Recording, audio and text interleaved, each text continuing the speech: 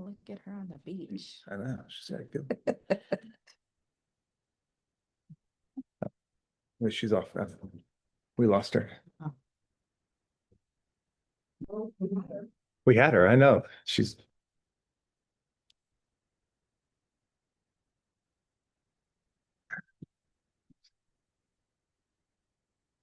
Sorry, y'all. Renee was on and then we lost her. We're waiting for her to join again.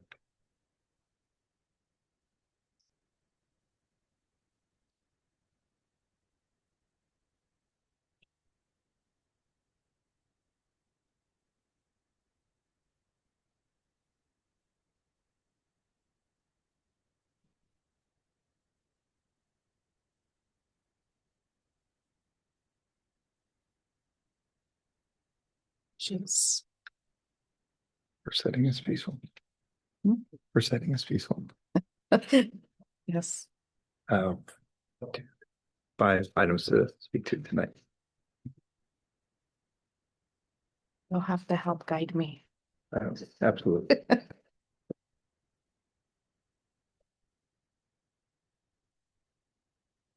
Should I call the meeting to order? Are we ready? Yeah. I'll call the meeting to order at 5:32. Roll call. We have Carl present. Catherine. Jeff Hang. Renee present virtually. And myself, Virginia. Do you have her? Gee. Renee, can you hear us? Okay, she says yes. Thank you. I just have it on mute so that no background noise bothers you guys. We want to hear those ocean waves. Ocean waves. Trust me, I wish I was at that ocean waves. Her background is an ocean. Okay, so let's all stand for the Pledge of Allegiance.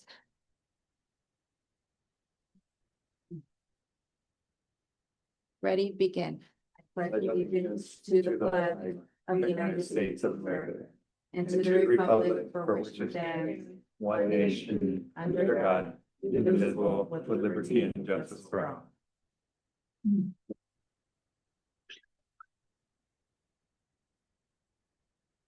How much time do you think we need? Okay. Okay, so we will move on to item number 3, approval of the agenda. In a discussion with Sue Bowman, looks like we don't need clothes. Correct, that is correct. Yes. Gonna make the motion to pull it. Well, okay, so Carl motions to pull the closed session. Do we have a second? Second. Catherine seconds. I have a question. Oh. Is Molly going to be present for the CAC? Did you hear from her? I have not. Okay, that's fine. Because if she was, I was going to ask to move it up on the agenda, but it's fine. We'll just leave it as is. Okay. And then since we have Renee virtual, we'll do a roll call vote. Carl? Aye. Catherine? Jeff? Aye. Renee? Mute. Keep waving your hands. We got it. She says yes. And I. I can turn this up a little bit more too when it comes to. Okay, sorry. I'm just going to leave it unmuted. If it gets too much, just holler. Okay. Communication. And then item number 4, communications, employee organizations. We have a public comment. Miss McCarthy. Miss McCarthy. Good evening. I wanted to let you know that the CTA board dinner is going to be on February 3rd this year. But as we discussed last year, maybe we would do something else instead. So let's do that instead of going to the CTA board dinner. I checked with the other executive officers and We felt that the venue was crowded and it was, not so conducive to talking. And so what we'd really like to do is just set up some meetings and like maybe go out and get coffee in small groups or something. So hopefully you would all be appreciative of that. So, yeah, 'cause it's important, the communication. Have a peaceful and productive meeting. Thank you. No other comments at this time. Okay. So we'll move on to. Consent now. Okay, consent agenda, item 6.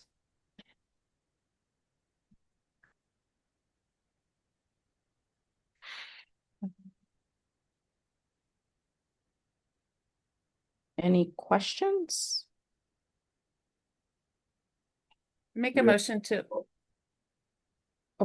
Go. Okay, go ahead, Renee. I make a motion to approve the consent agenda. Second. So Renee motions, Carl seconds, and we'll go to a roll call vote. Carl? Catherine? Aye. Jeff? Aye. Renee? Aye. Virginia? Aye. So motion passes.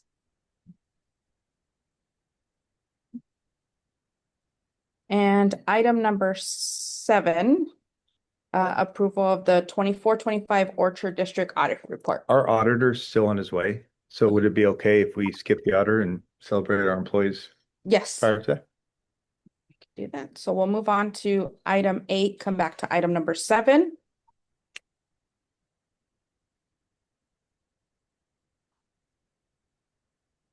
Olu, can you just make a note though that the auditor is on his way still? All right. We do have one comment on this item. Okay, so we have one comment, Ms. McCarthy. Well, how could I not? How could I not? Thank you. You're welcome. Steve told me to do it. Thank you, Steve. So tonight we're gonna be celebrating some staff, and I think that this process, it's new to us here at Orchard, and so I think we're getting used to it. But quite honestly, if I don't say so myself, I think we nailed it with the teacher who's being recognized this month, so. Super, if you don't know her, you'll find out. One of the best teachers in the whole day. This is her 20th year. Awesome. Yeah, that's all.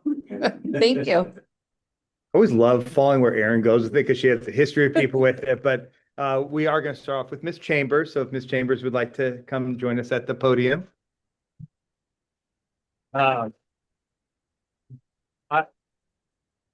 I do agree with Erin. Christina is an incredible teacher, and I know a lot of you have had a chance to see her work for years here. But I think what's really important is when you talk about celebrating someone, it's how do you get up here to be celebrated? It really is coming from everyone that works here. And so what I wanted to share with the board is just a little bit of what her colleagues said about her. We would have to be here for probably 20-25 minutes if we took everything that people wanted to say about her, which is kudos to you. But just wanted to highlight some of the areas. And I would say, when we say people were sharing it, a lot of people felt very strongly that what Ms. Chambers embodied was the virtue of joyfulness. And I think for all of us that see her every day, we would certainly echo that. Some of the comments about her was she always has a smile on her face, no matter what day, what is happening in her professional and personal life. She never goes about the day without a smile. She makes students feel welcome and safe by saying, "I love you." And Ms. Chambers consistently has a smile on her face when she greets everyone in each of her encounters every single day. They can't imagine going through the day without seeing you and seeing your joy. You bring joy to the students, and through bringing joy to the students, you bring joy to their parents. You remain positive, even when you are having some challenges of your own.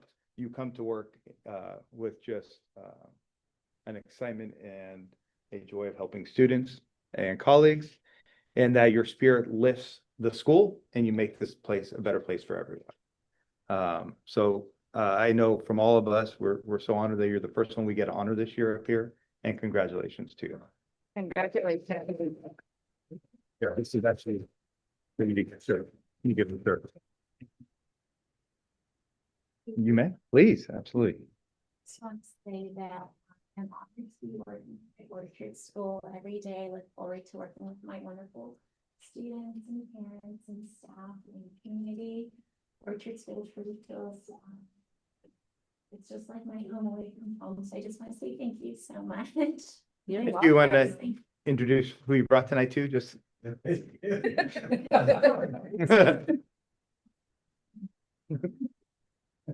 Congratulations. We are happy to have you here. Thank you. You're welcome.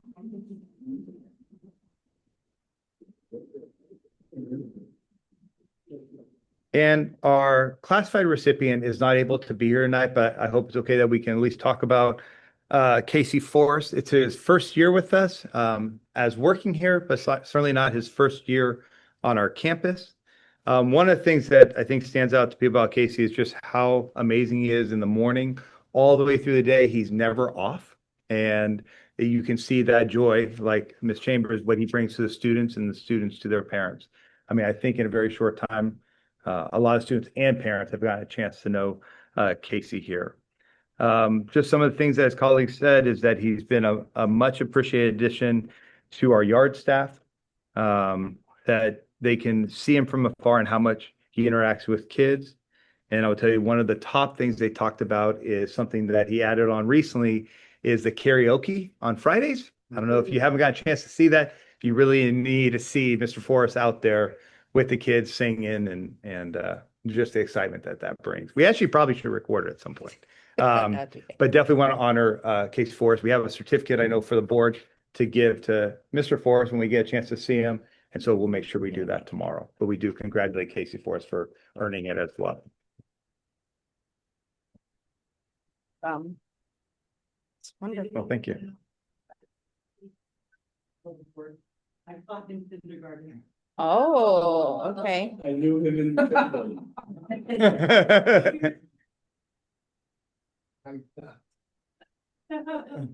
So. Miss Aaron was a very young kindergarten teacher at that point, so we're okay. All right. Well, thank you. And congratulations to both Christina and Casey. All right.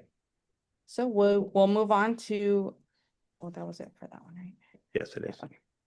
Move on to item 9, teaching and learning.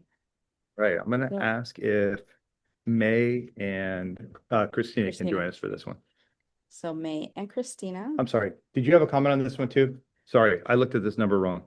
I apologize. We do. I looked at Aaron's number wrong. I did. Sorry, Aaron. We'll blame Jeff. Yeah, you should. Miss out on an opportunity to brag about the great teachers that we have here at Orchard School. So one thing I wanted to say is that I think that community schools, I think it's going great. I think it makes such a difference in our community for our kids, being able to serve them and give them things that they need and, you know, wrapping around some services. And May is just so organized and rocking it out of the park. And so my hope is that we continue to grow this program and keep it as such a fundamental part of our school here. That's our name. And they're, you know, yeah.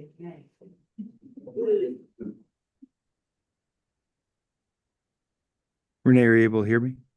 I can hear you. And I can hear Virginia, but I can't hear anybody else. Okay. Okay, what we'll do is when we go to the presentation, I'm going to move this to the podium when Okay. they go to present on the community schools. Okay, thank you. All right. Now that Aaron has spoken, and sorry about that, Aaron. We have Christine and May to talk about our community schools program. Christine, if I can give you, I'll hand you Renee. Hi, Renee. Hi. Hi, Renee. Look so relaxing. I have my notes because I don't want to miss anything because there's a lot to share. So I just want to say thank you for you guys for having me tonight, to our board members, to our superintendent, administrators, teachers, and staff for your support in our community schools work so far. I do have a lot of colleagues that I've met within the last 2 years who set out to do this type of work, and they unfortunately don't receive the same type of support that we have here. So I just wanted to share that here at Orchard, we are so fortunate. We are doing a lot of great things for being such a small school, and all of this is possible because we have people who genuinely believe in the work that we are doing. And so thank you for your trust and for your commitment to our students and families. So I just want to begin with that. And then, so next, I want to take a moment to remind us in terms of why we're engaged in our community school initiative. We have the pillars to guide our work, and then to help us align our efforts to not only our state frameworks, but also to directly to our district strategic plan as well, of course, with our students in the center of it all. And I just want to share this is the members of our CSAC for this year, same members of last year minus Christina. We have Jasmine this year and yes, and we have Olu as well, but everyone else, oh, and Cynthia as well too. And our members are very critical in our work as they bring a lot of diverse knowledge and a lot of lived experiences, as well as the deep understanding of our community. So they help us make important recommendations based on our real community needs. So last school year, we made several goals in terms of just to figure out how we can start our program. So one of them was to hire a community school lead, to establish our council, and just basically to begin our work. And so in reflection, I'm proud to share that we met our goals and then some. So if we go to the next slide, thank you. Some highlights from last school years include us being able to bring Vision to Learn to provide vision screenings and distribute 175 brand new glasses to our students.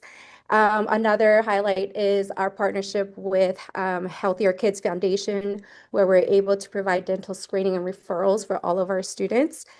We brought in PK for parent engagement classes for our parents and caregivers. And of course, we were able to complete our very first assets and needs assessment that is driving our work for this current school year. So every little win makes a huge difference, and it just definitely takes us one step further to meeting our students. And so I just wanted to take a moment to celebrate those wins from last year. Our work is consistently strengthened by our incredible community support that we do have here at Orchard. And one of the community support systems we have is our resource room, where we provide clothing and pantry and a lot of essential items for our students and families in need.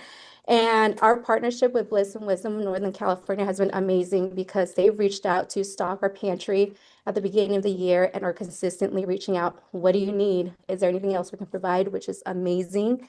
And then as far as clothing, we have a lot of community donations that just meet us there. And it really helps us to continue to build our relationships and foundations with our families as well. Next, we have our Second Harvest distributions. It continues to remain the cornerstone of a lot of our work.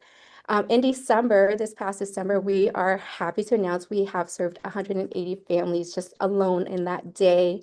And so we started our work in March of last year, and this coming March will be 1 year of celebrating service to our community. So it's really awesome to kind of just see how much our community is engaged in our Second Harvest efforts as well. And of course, special thank you to Virginia for always coming out every Wednesday with our registration processes, and her Spanish is also key too for a lot of our work, as well as Renee as well. When you can come, you do come. So I do appreciate you coming with us. And of course, we also appreciate our volunteers. Second Harvest helps us recruit volunteers. We have our Bliss and Wisdom volunteers, even our very own Orchard families and staff to show up and serve our community. So that has been amazing. And then, of course, we also have our winter food drive that happened in December as well. We served a total of 100 families, and we had Second Harvest also coming out to do a special distribution to provide fresh foods. And then, of course, we have our amazing donors. I believe they're pretty much, oh, sorry, I lost my space here. We are thankful for sponsors, including Orchard staff, mainly community members, partners, and vendors who continue to invest in our families. And also thank you for Catherine, excuse me, and Virginia for showing up that day in the cold to support us in that effort as well. And then family engagement continues to be the major focus of our work. We have offered parent workshops that were facilitated by myself and our counselors. Our PK parent workshops has helped build confidence in our parents and caregivers in supporting and advocating for their students. As of last December, we've had a total of 58 parent graduates from the program. And this doesn't even include the amount of parents who actually do attend these workshops but weren't eligible for graduation. So those numbers are also higher as well. We've offered online workshops for our English parents and in person for our Spanish families. And I'm looking forward to kind of seeing what else PK has to offer to further help engage our families as well.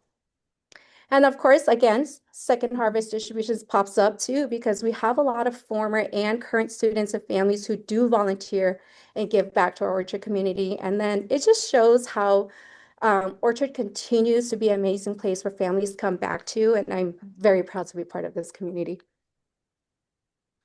So based on our spring feedback, our CSAC team identified 3 goals and priorities for this school year. So I hear that you guys have a wonderful study session coming up. And so I just wanted to see if we can keep in mind these goals as our community school work and additional work that's tied to my role is directly connected to our district strategic plan, excuse me.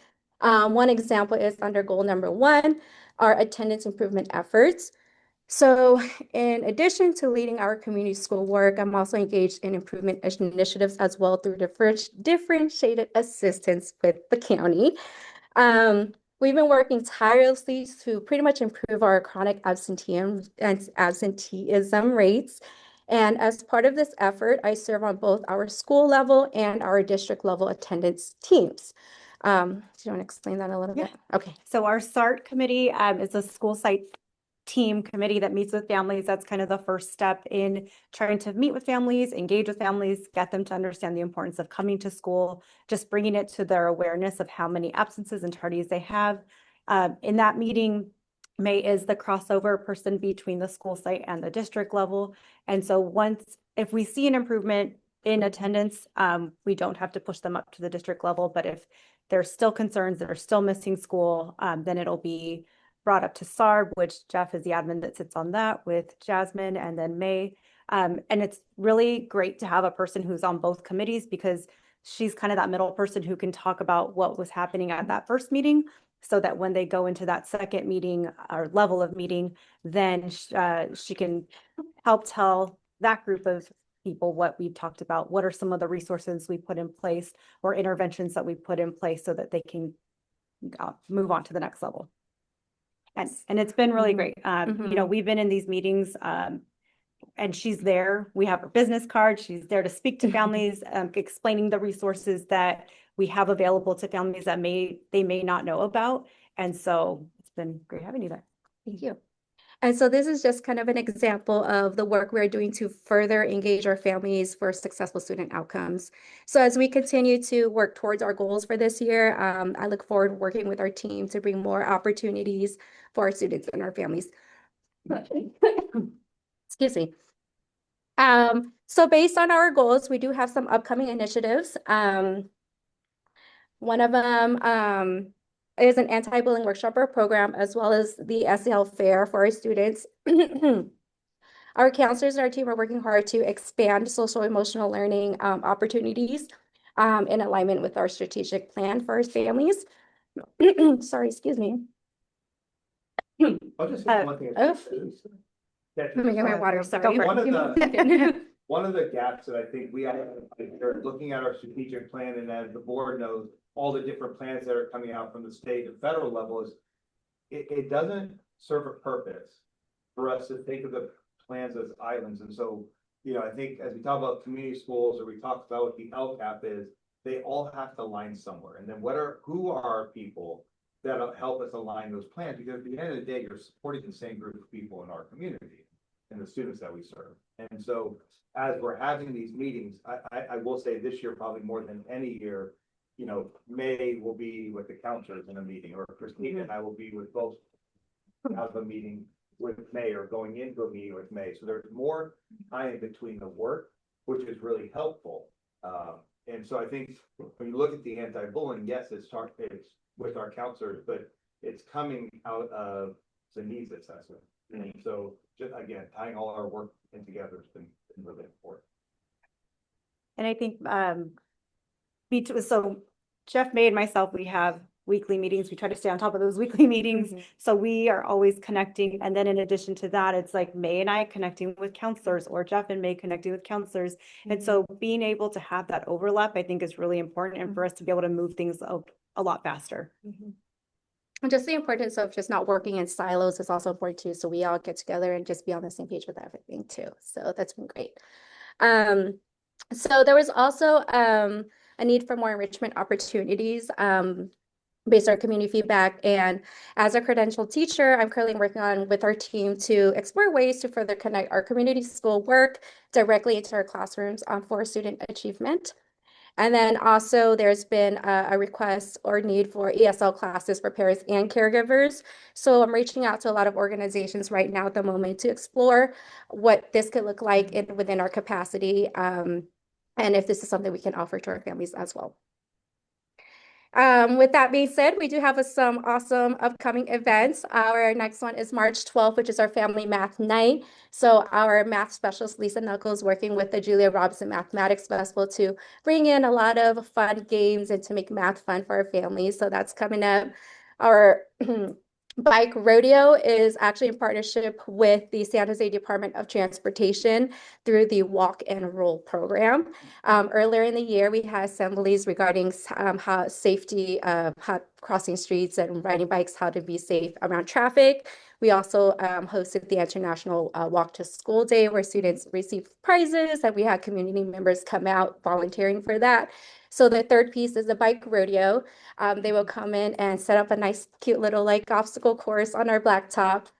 Families and students will come with bikes and scooters, and they would pretty much just go through and follow the traffic signs to have a little fun event.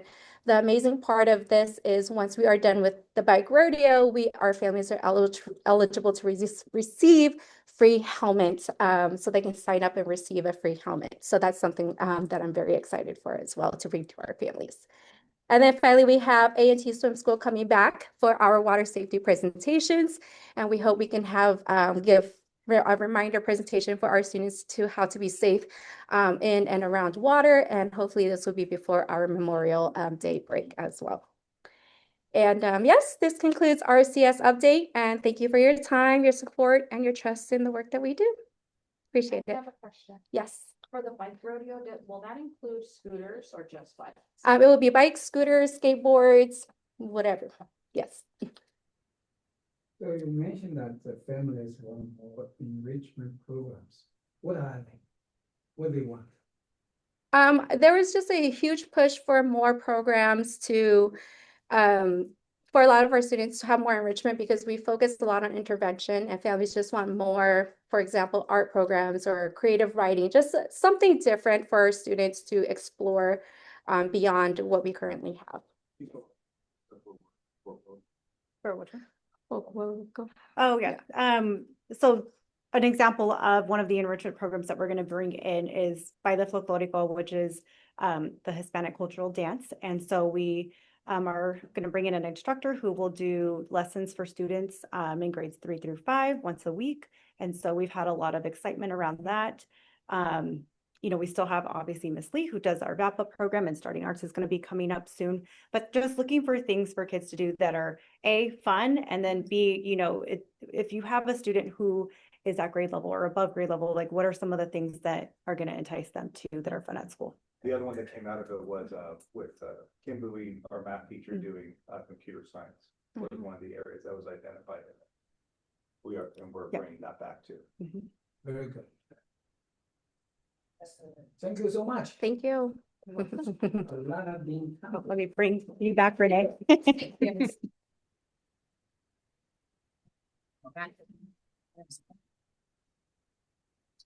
He's here, right? You good? Okay, Okay. we are good. Thank you, Christina and May again for that great presentation. We will go back to item 7, our district audit report. I'll hear from Shabana and Associates, to go over the money flow from last fiscal year. And then I will move this one. You need this one, so Yeah. Nate can. Perfect, thank you. Thanks, Luis. No problem. All right, well, thank you so much for inviting me out here to share with you the results of the June 30th, 2025 audit. Apologize for being a little tardy today. But let me just start out just kind of talking about audit standards for those who are not familiar with our process. The American Institute of Certified Public Accountants, they put out auditing standards that we adhere to in our audit. And because the district is a local government, the Government Accountability Office puts out government auditing standards that we use as well. And the district did expend over $750,000 in federal awards, so they were subject to a single audit. So the Office of Budget and Management put out a compliance supplement every year to audit your federal programs. And for this last year, we selected the Child Nutrition Program as our major program to audit.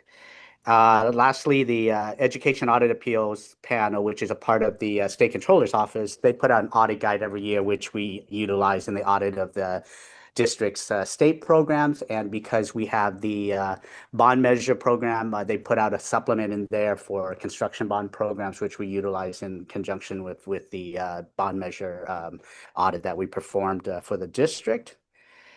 And so kind of our process, we come about halfway through the year. We assess the district's internal controls. We do some sampling and compliance work just to make sure the district's internal controls were properly designed and implemented. And then after the year is over and the district closes their books, we come back out, we crunch the numbers and perform additional compliance work to just make sure the numbers are all accurate. And the financial statements, which our objective is just to make sure that the financial statements are fairly presented in all material respects.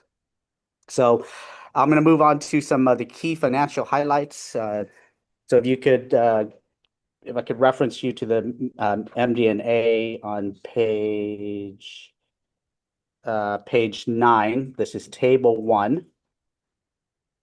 And so what you'll see here is a summary of your statement of net position. At the very bottom there, the change, you see there's a $1.8 million increase.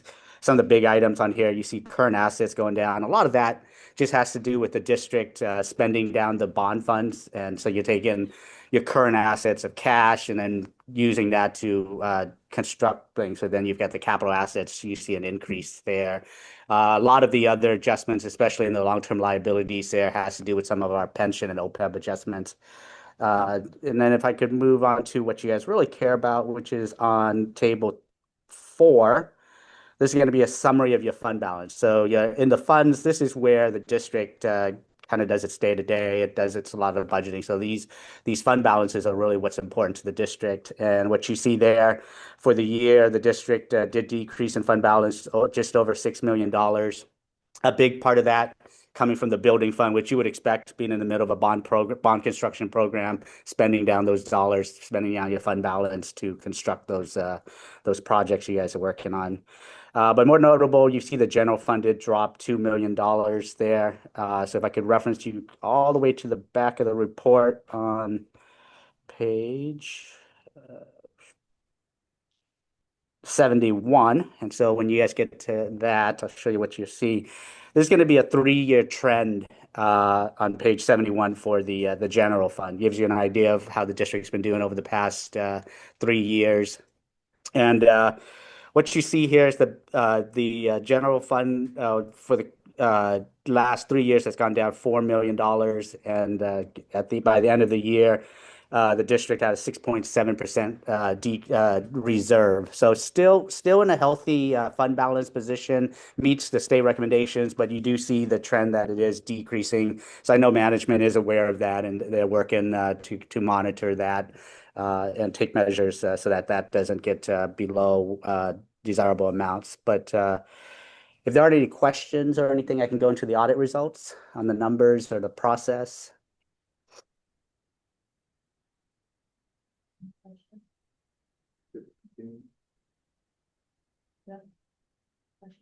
Okay, all right, great.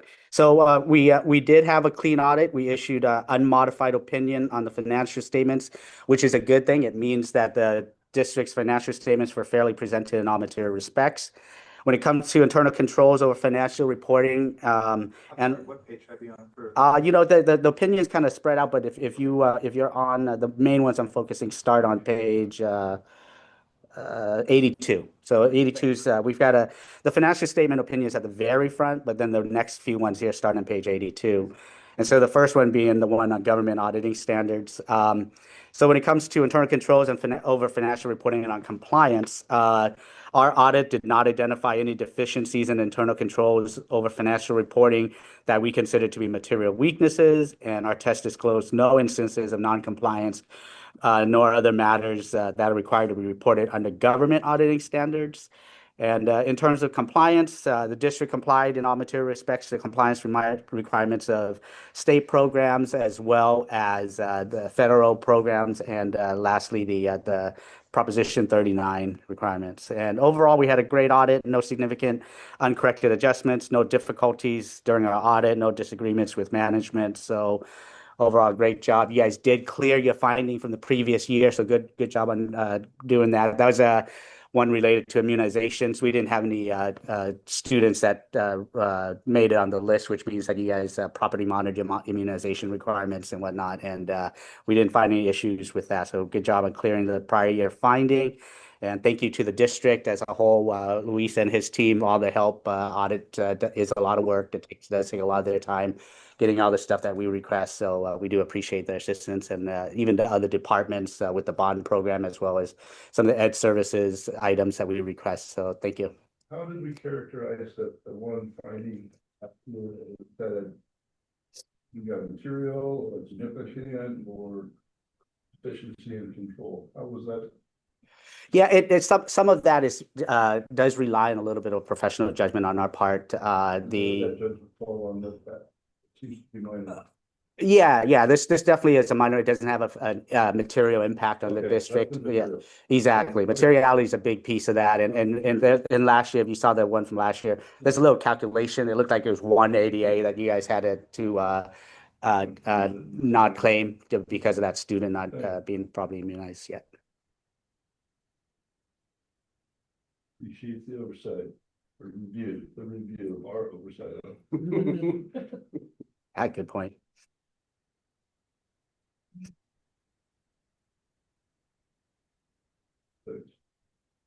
Thank you. Thank you to your team too. Always nice to see something like that, right?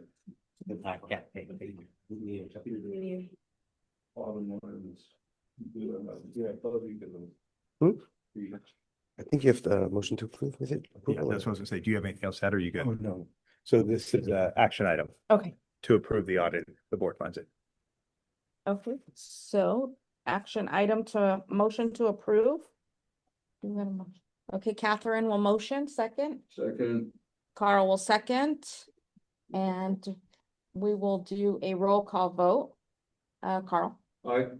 Catherine, Right. Jeff, Aye. Renee, Aye. Virginia, aye. So motion carries. Awesome. So now we're back Just to a curious question. How much will you pay for this? how much is the auditing for the year? Yeah. You have the handy? Rough number should be okay. Depending on if they add special section, How many special sections? it'll range from about 8,000 to 10,000, that range. Okay. Bond is always a specialized section, it gets added on, and then sometimes we'll do identify Nutrition program. nutrition program. So Jeff asked the rough estimate of an audit fee. And Louis said from 8 to 10,000. We're saying it was based on whether or not there's tests that they run against, like student nutrition or a bond program. It's been pretty consistent over the years, so. Consistent finding, never knew the cost It's not an expense that we can forego, right? I mean, we're required to have one of these firms. No, and going out there is some range in fees. I would say that they fall well within what we should be paying. There's some that are a lot more that tend to be at conferences that you all have seen. So And we typically change firms every so often, every 5 years or something. well, We don't have any meeting, it's kind of a tough one. So they say districts should consider changing firms altogether at some point. But what they do is they actually change who reviews it. So you never get the same people. That happens fairly regularly. You have to go out and bid for services for this every 5 years. You normally don't do anything that exceeds 5 years of a contract. You really would look at doing something if you've had somebody for 10 years and they haven't changed personnel, you should look at going to a different firm altogether. But I'll tell you, with these firms, they have people come and go in their organization so much. What's more important is doing the RFP for services to make sure you're going out getting the best for your district. And then you make sure that they have turnover. So